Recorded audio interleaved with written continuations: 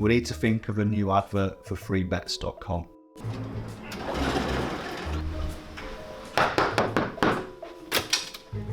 Get your best betting offers from freebets.com.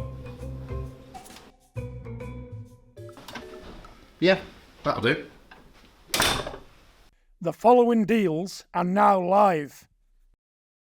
This is Lewis Hart for Boxing Social in association with Empire Fight Store, Forged Irish Stout, freebets.com. Delighted to be joined with the hype man, Dev Sahni, and personal taxi now. I don't think we should be necessarily associating me with taxi, to be honest, but okay. Certainly hype man. Yeah, I'm there, but good to see you, Lewis. You all right? Mate, I'm doing good. How are you, mate? I'm good. I'm excited.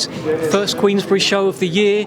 All the media's here to see Hamzah Sheeraz and Liam Williams, Anthony Yarde. It's going to be an absolute cracker on Saturday. Good to start the year. As you said at the presser, the hype is real for this fight. And the hype is real, but is the hype real on Hamzah Sheeraz? Because he has an acid test against Liam Williams, a tough fight, and a real statement that could be provided for Hamzah on Saturday night. Go and look at Liam Williams' Instagram. Go and look at those training videos. This is a guy who's putting in the work, who really believes that he can still compete at the top table of middleweights. He's only 31 years old. He's never been stopped properly. He's been stopped on a cut. And he looks rejuvenated, back with Gary Lockett. So he's a big problem, I think, for Hamzah Sheeraz. Hamzah Sheeraz almost seems too good to be true right now. Look at him at the presser. He looked great. He sounded great. He knocks everyone out. He's knocked out 12 fighters in a row. This is dreamy stuff in a blue-chip middleweight division. He could become a superstar if he keeps doing the right things. But Liam Williams is a genuine threat. Is it important for Hamzah and I suppose another guy on the undercard, Anthony Yarde, that these fights are important because of what could come next? So it's important that they don't overlook their opponents, and especially someone like Hamzah, where a middleweight division that is at the top level, I'd say lackluster and no real moving parts. So someone like Hamzah coming through, exciting for him that he can come and sort of spring some life into the middleweight division. Listen, it is crying out for someone to take over. He's got again, I've got to say this, I think people are overlooking Liam Williams and think he's like a finished fighter. He's not. He's only 31 years old, and he's talked about his problems that he had heading into the Eubank fight. So if Williams is not finished, it's a real tough fight. In terms of Hamzah Sheeraz, if he stops Liam Williams, who I'm looking at over there, I'm hoping can't hear me, if he stops Liam Williams, he could then look at someone like Eubank Jr. and say, listen, look what I've just done. Chris, you couldn't do this. You couldn't knock out Liam Williams. Look what I've just done. And then he starts entering a whole new frame. But he needs to get past Williams first. For Anthony Yarde, I think he's clearly established himself now as one of the best light heavyweights in the world. Compare his performances against the elite. I don't want to keep going on about it, but just look at that fight against Beterbiev and then look at how Beterbiev fights other people. Tremendous right now. I want to see him at last fight Joshua Buatsi. I'm hearing Buatsi's going to be there on Saturday. Maybe he'll jump in the ring. It's not really either of their style, is it? But hopefully he's there. Hopefully they get around each other a bit. Hopefully Yarde beats Nikolic, and I really want to see that fight this year. Buatsi's sort of calling it on. He's mentioning Yarde. Yarde's mentioning Buatsi. The fans have been mentioning it for years and years. Let's get on with it. Come on. I was going to say that because in the post-fight presser after he beat Dan Azeez, he said, Bivol, Beterbiev, anyone who has the belt. But a big thing that we could take out, he said, I'm from London and I know that Anthony Yarde's there. And he said, I interviewed him in his dressing room after, and he repeated the same words. He said, I'm from London, Yarde's there. We saw what happened, and we saw who came out for Buatsi Azeez. Saw many big names there. Not sold out, but near enough sold out at Wembley Arena. You can't help but think of the numbers that Buatsi and Anthony Yarde will do. With it being built up for so long, for me, it's one fight. From the way I'm speaking, I would want to see it so bad, and you definitely echo the words that I might be speaking. 100%, mate. And listen, there appears to be will from Buatsi, will from Yarde, will from everyone surrounding the fighters. And when there's a will, there's a way. Hopefully, it can be a fight, that gets done and gets over the line. It's mouth-watering.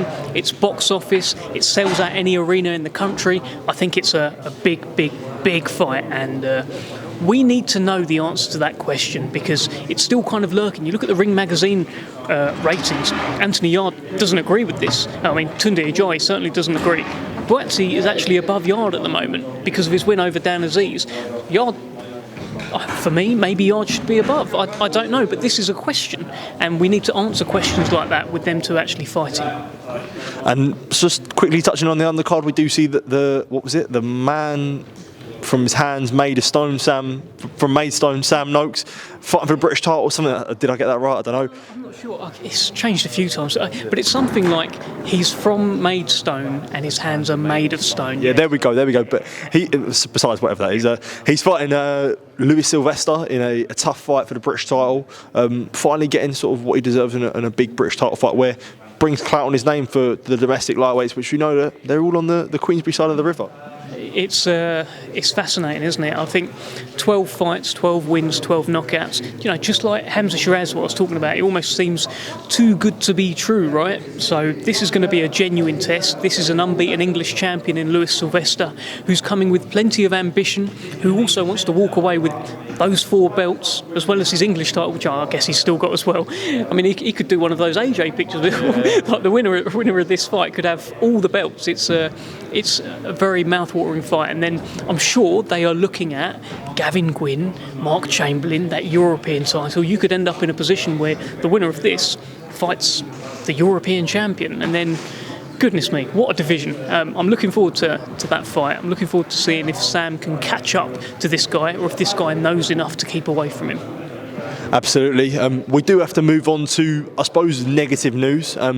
This fight week, I suppose we should have been building up for Tyson Fury versus Oleksandr Usyk, but on Friday, 5 p.m, I think if you looked at your phone, saw Queensbury, not a notification that you wanted to have, Fury versus Usyk is off.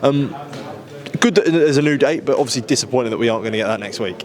Yeah, of course. Very disappointed. We're all disappointed. I was really looking forward to it, but look, it happens. That's boxing, and I think a lot of it's been blown up just because of the size of the fight that it is. But when you break it down to its very core, fighter gets injured, fighter withdraws from fight gets rescheduled. That's all that's happened here. It's just disappointing, right? I was going to say, like, what do you make of all the things online? I think Frank Warren, in an interview with Umar on the Fight Wire, he referenced to comments that were made by Jermaine Pennant and Adam Catterall, more than necessarily by Jermaine Pennant, who talked about sort of Fury not wanting the fight and he doesn't fancy it, and they did have a caller in who was talking about it as well.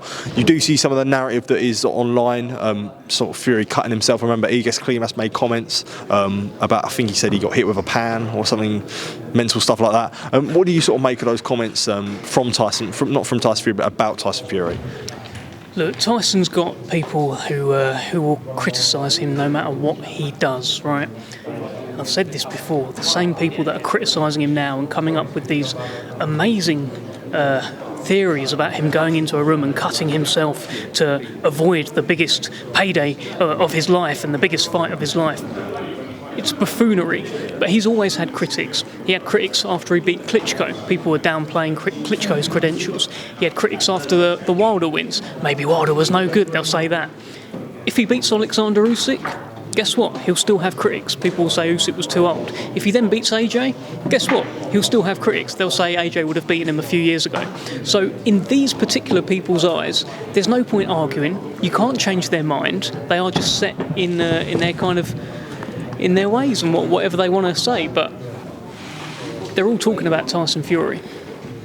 Another thing I did want to say, there's on the MMA Hour with Errol Hawani, you obviously had Igas Klimas and Usyk, and you had Turki Al-Sheikh and Tyson Fury, and they talked about a $10 million pull-out clause. What did you sort of make of that? The high stakes of the line for a freak accident, I suppose. Yeah. Do you think it's a point to prove, in a sense?